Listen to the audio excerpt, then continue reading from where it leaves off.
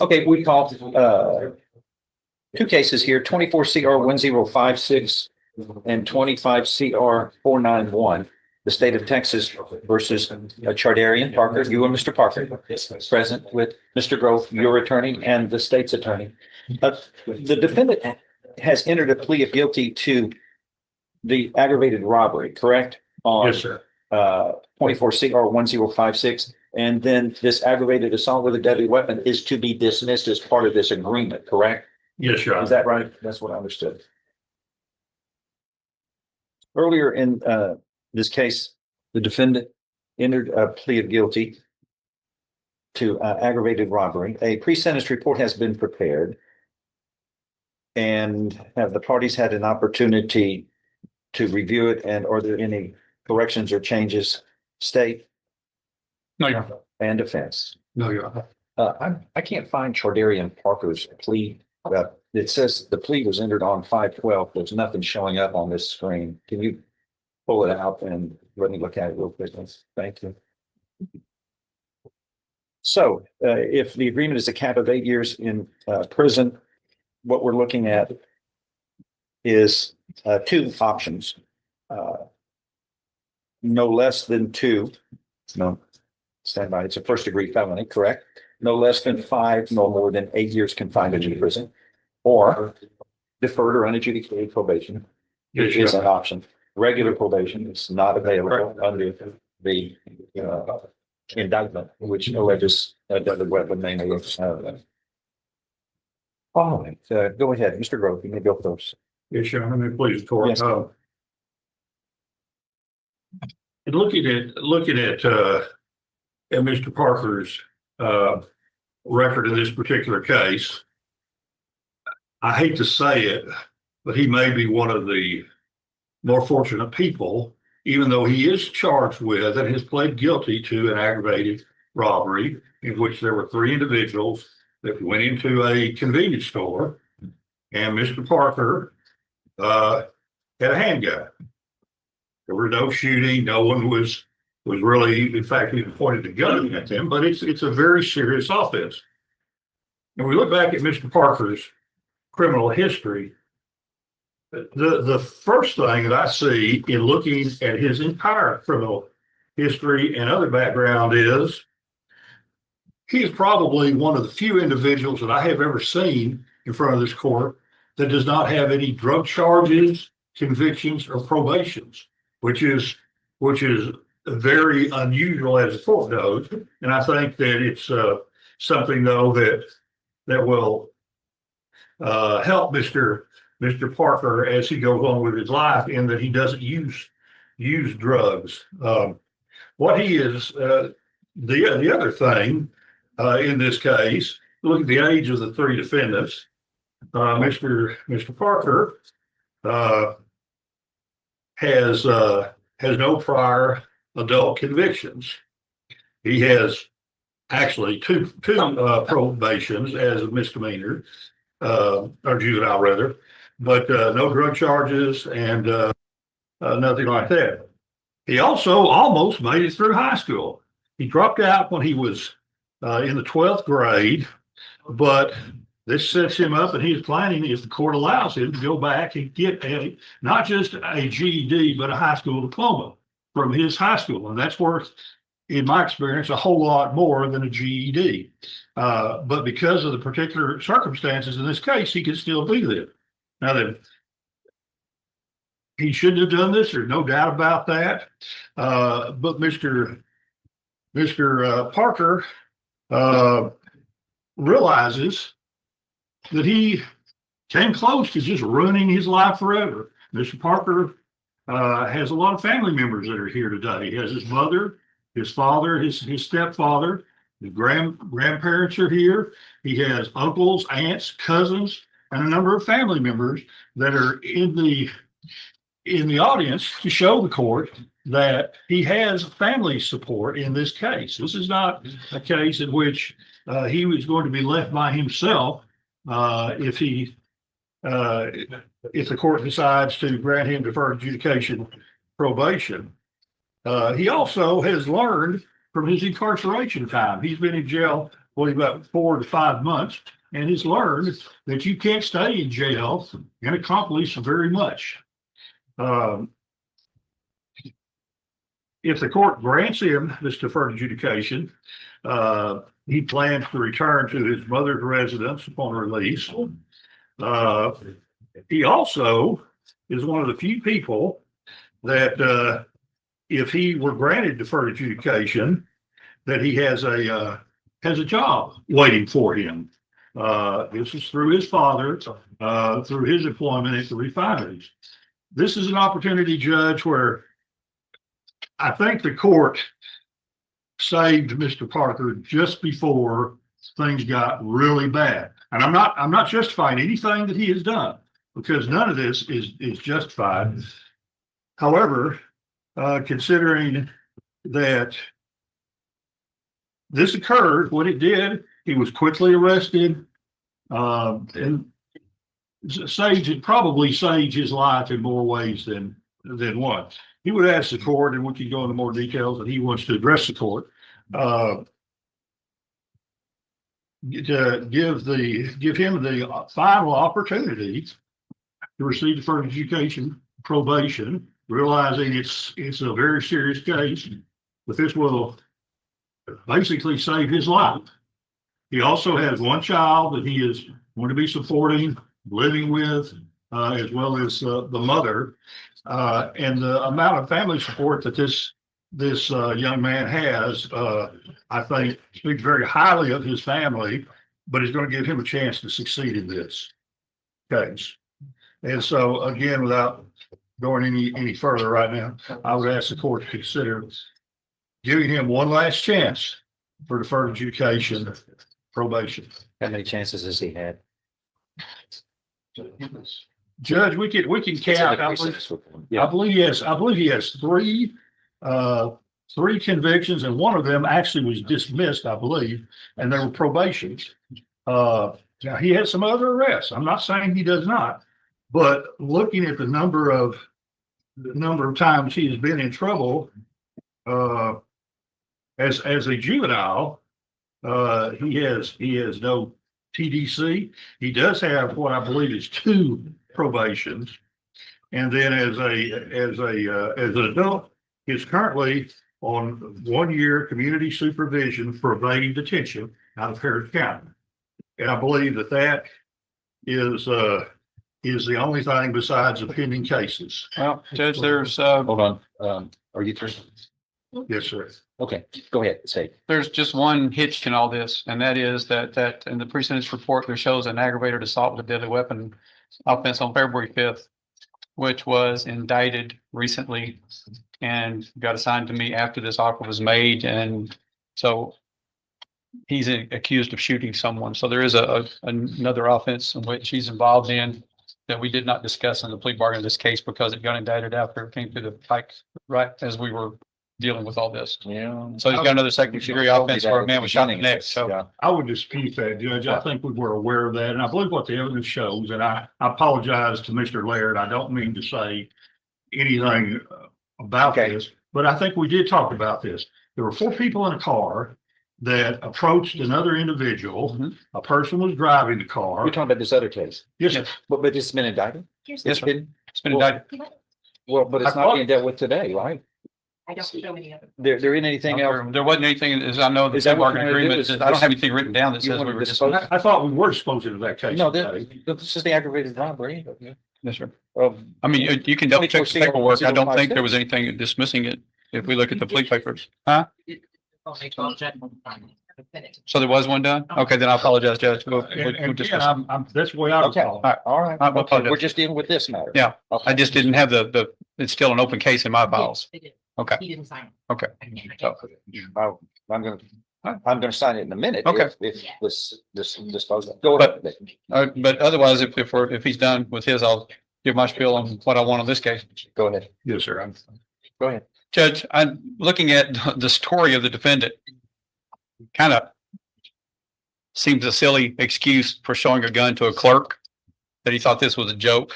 Looking at his prior history, with his chances looks like as a juvenile, he's had several chances of getting probation and getting himself straight, and then he's got the misdemeanors that he had. We would ask for the 8 years. So this is just ridiculous. Sticking a gun to anybody, especially store clerks. We have to protect them from people like this defendant, from placing them in danger, because guns can go off. Guns are intended for one thing and one thing only, and that is to kill. And so we would ask the court to give him the 8 years. What would you like? Would you like to say anything, sir? If you want, this is your time. It's your life. Well, yes, sir.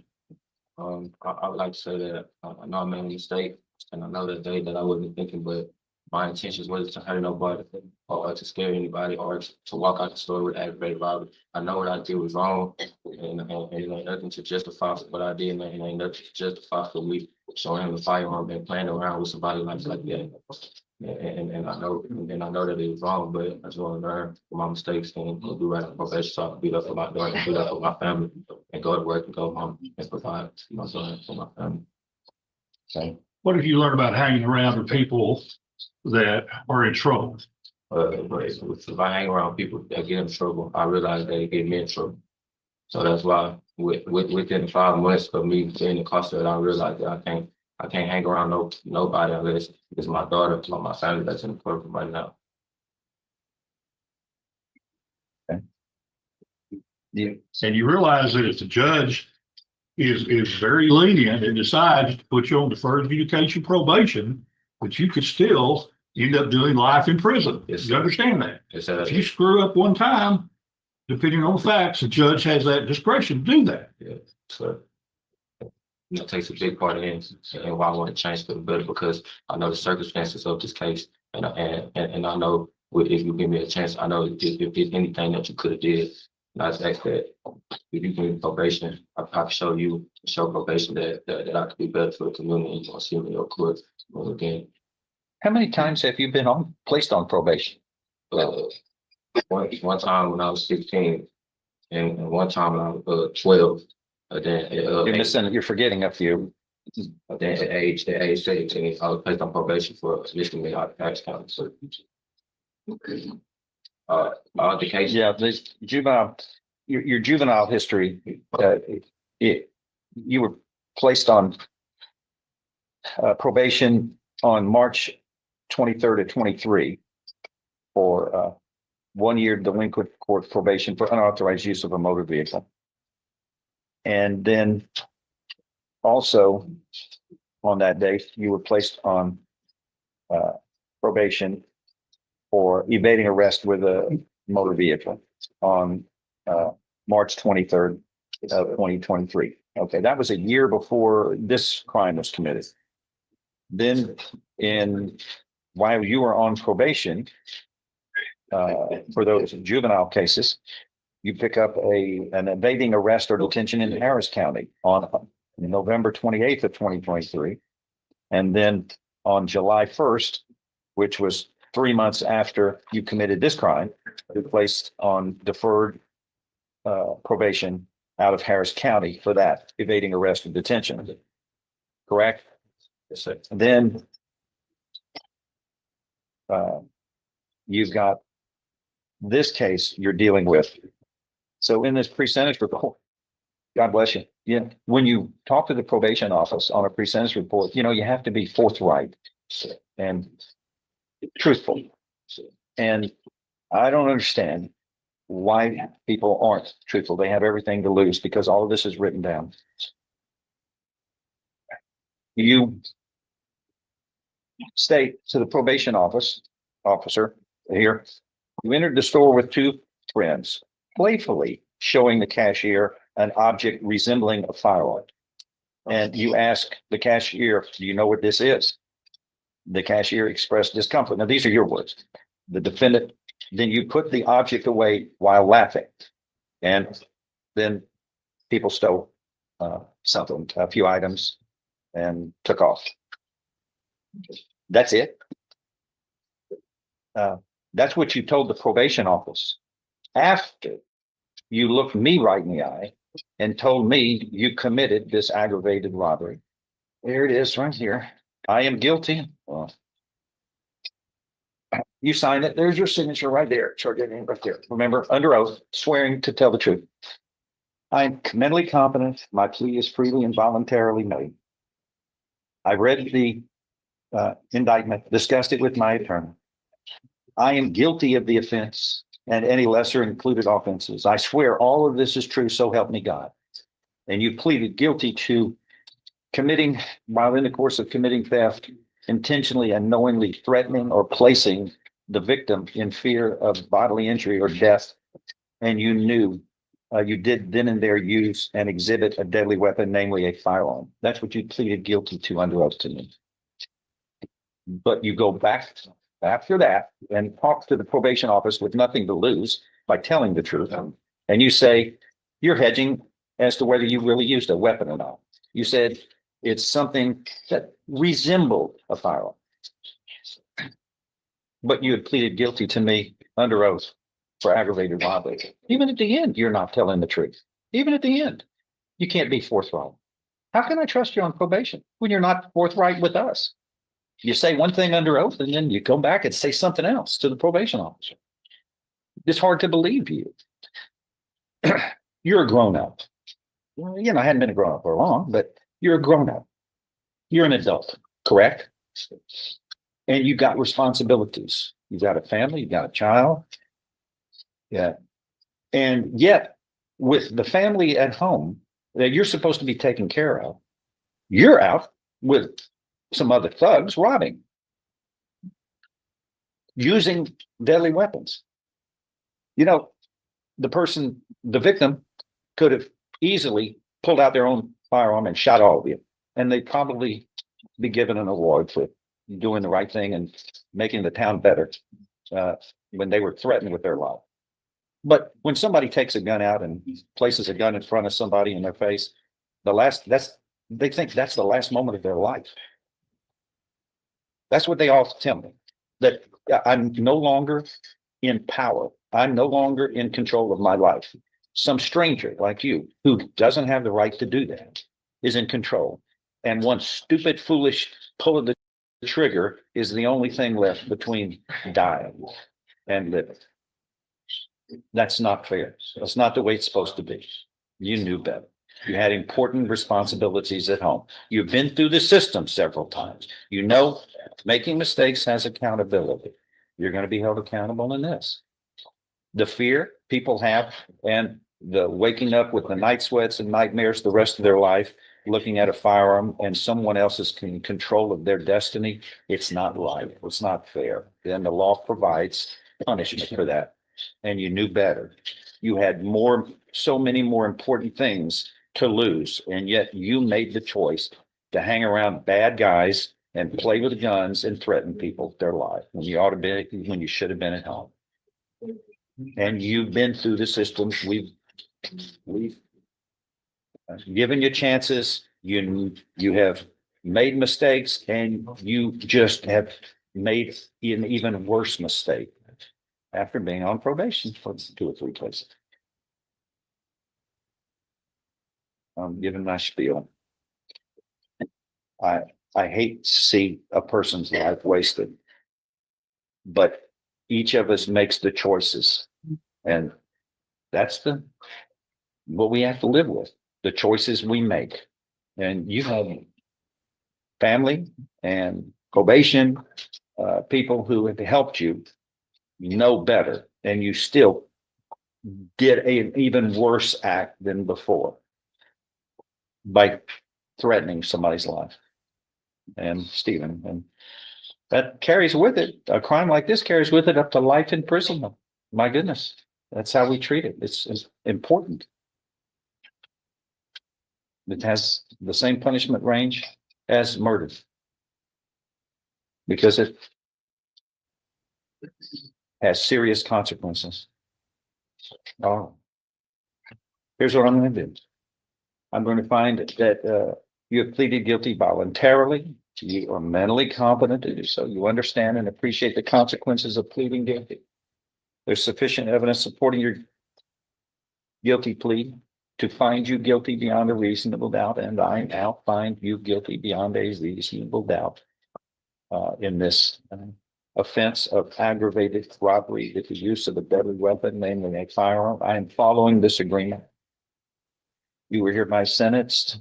You were hereby found guilty beyond a reasonable doubt and sentenced, as I follow this agreement, to confinement in the institutional division of the Texas Department of Criminal Justice to serve a term of 6 years. You will be given credit for term for time you have served. And the judgment shall reflect an affirmative finding that a deadly weapon, namely a firearm, was used in the commission of this offense. Do you understand what has happened today, sir? You have been held accountable for making a terrible mistake that you knew better. Now, we have one other case, correct? There is a motion to dismiss that case.